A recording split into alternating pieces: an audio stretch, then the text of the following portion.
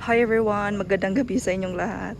Ayan, just a quick update dito sa ating mga plants na naman guys. Kung napapansin nyo, iba na naman yung ating setup ngayon guys. Parang na-shock ako sa mga plants ko dito sa labas guys.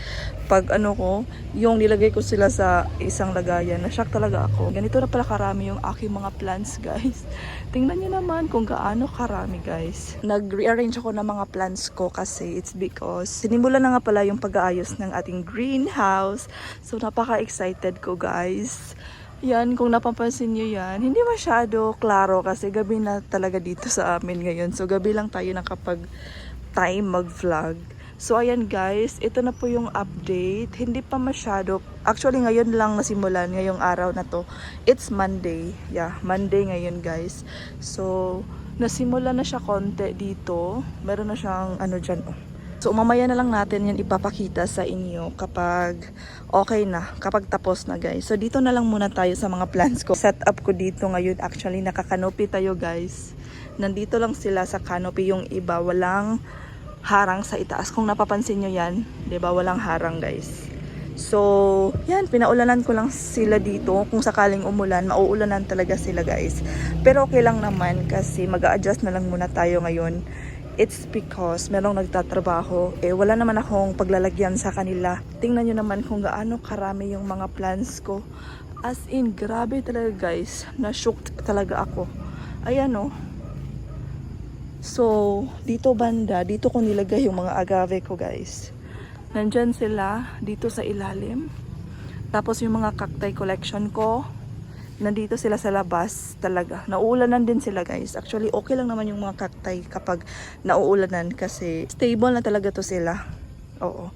Itong mga columnar cactus ko. Stable na yung mga yan guys. Yeah, so hindi ako natatakot sila. I-rain and shine. So, ayan guys. Ito yung setup ko dito. Tingnan nyo guys kung gaano siya kaganda. Yan oh, ang ganda ni Spiralis. Tapos yung mga propagations ko guys, dyan ko nilagay. Yung mga propagations ko nandun din. Tingnan natin ng malapitan guys. So ito pala yung mga ko dito. Mga trailing plants. Dito ko talaga nilagay sa gilid guys kasi nagtitrail yung kanyang mga dahon. So ayan yung setup ko dyan.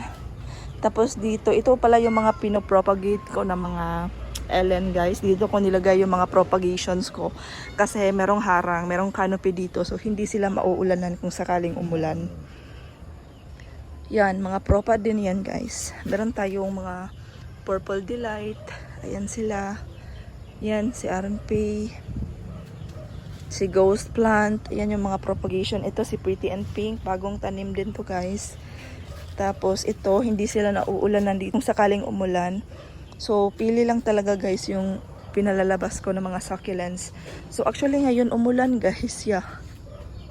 Umulan ngayon pero hindi naman masyado malakas yung ulan. Kung napapansin nyo guys, tingnan nyo, basa yung kanilang mga dahon. So, ngayon lang to sila naka-rain and shine itong mga to kasi hindi sila nauulanan nung dati. Ito yung mga nasa greenhouse ko guys. Kung natatandaan nyo yung nasa part na yan sa gitna yung may mesa. So dyan ko sila nilagay nung dati. Hindi talaga sila mababasa ng ulan. Pero ngayon, yan, nababasa na sila ng ulan. Ayan. Kasi yung canopy dito lang sa gitna. Yung dyan banda hindi mauulanan. Tapos dito banda mauulanan. So pinili ko lang talaga yung mga succulents na mauulanan. At saka yung tito guys, hindi ko na lang siya ginalaw. Ito lang naman yung mga Sansevieria collection ko.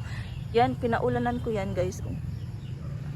Galing yan doon. Kung napapansin nyo guys, diba doon nakapwesto yung aking rock. So ngayon, transfer ko siya dito. Yan, yung pinakita ko sa inyo kanina. So meron din ako nilagay dito.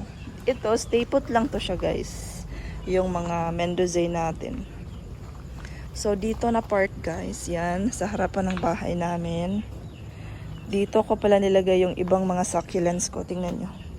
Ito lang naman yung mga succulents na hindi gaano maarte. Yan, mga ibang agave ko guys, nandyan. Ito, grabe guys, ang laki na ng ating ano ba yung ID nito? Ayan siya oh, grabe, ang laki na talaga guys. Yan yung napropa ko. Tapos dito sa side na to, meron tayong mga lactea. Tapos yung cactus guys. Diyan ko na lang siya nilagay. Ito, nandito siya guys. So, pinaulanan ko din. Nung dati hindi siya nauulanan guys. Pero ngayon, ay bahala na si Batman. Ilang days lang naman dito sila sa ulanan. Pagkatapos nito, pagkatapos gawin tong ano ko dito, greenhouse. So, hindi na sila mauulanan. Kasi may harang na sa itaas. Ito guys, nilagay ko pala dito yung ating mga malalaki. Nasa clay pot yung mga yan. Yan si Purple Delight, si Mule. Nakalimutan ko yung ID niyan. Si Aaron Pay. Tapos merong Ellen dyan. Tapos yan si Cheesecake at saka yung ghost plant natin. Malalaki yan guys. Nilagay ko siya puan. Dito banda mga propagation ko din to guys. Yan. Ang dami na talaga no. Hindi ko na malayan guys na ang dami ko na pala mga succulents. Yung iba dito mga propagation. Yung ano, marami talaga yung mga propagations ng Purple Delight. Ayan, mga bago kasi yan. Kaya dumami yung mga succulents ko kakapropagate. Yan. Meron pa pala akong i-share sa inyo guys dito. Hindi pa yan nagtatapos guys. Meron pa dito. Nilagay ko dito sa bahay ng kapatid ko. Dito sa harapan ng bahay nila. Meron akong nilagay dito ng mga aloe. Mostly mga aloe. Yan. Mga aloe, mga flapjack. Yan ang ating burritos guys. Nilagay ko pala dyan si burrito. Yan mga sansevieria. Ayan, halo-halo yan guys. Nandun yung mga succulents natin tapos nandito. Pero hindi pa nagtatapos dyan guys. Meron pa dito. Tingnan nyo. Dito ko nilagay yung mga malalaking mga succulents. Diba ang ganda? So lagyan natin ng flash guys kasi hindi siya maklaro. Ayan. Tingnan nyo guys. O diba?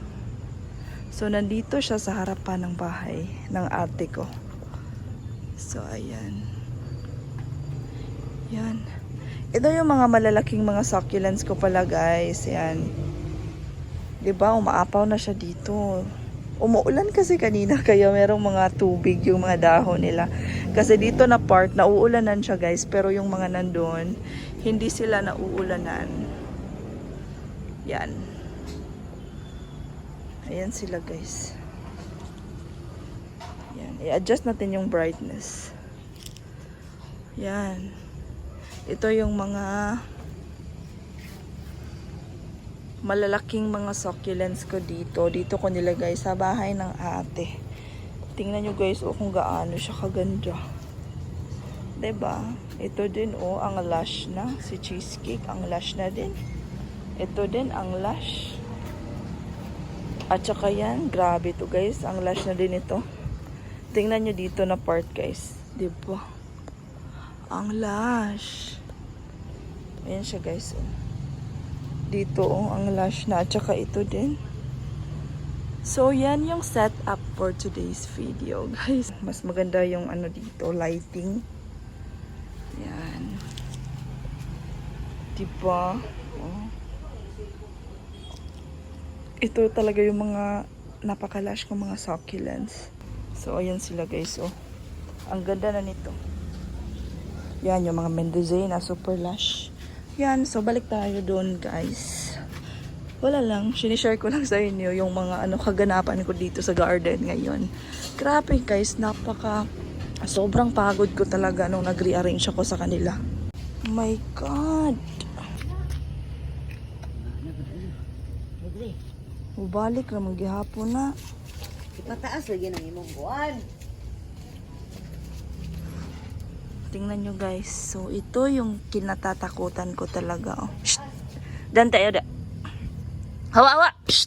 Diba habang nag-vlog tayo guys, yung mga aso, dito sila pumupunta. Ay nako. So, ayusin na lang muna natin to guys. Kunin na lang natin yung mga naputol. Tapos itatanim na lang natin bukas. Ay, napakasayang nito guys. Ito yung kauna-unahan kong burrito. Ay, anong tawag dito? Boar's tail. Sayang. Ay, kalangkot kayo eh. Sige lang. Matro ni itanom guys. So, ilagay na lang muna natin siya dito. So, kunin ko lang guys. Ilagay ko lang dito sa itaas kasi mabubuhay din naman yan. Yan, ang dami na nating dahon dito guys. Oh.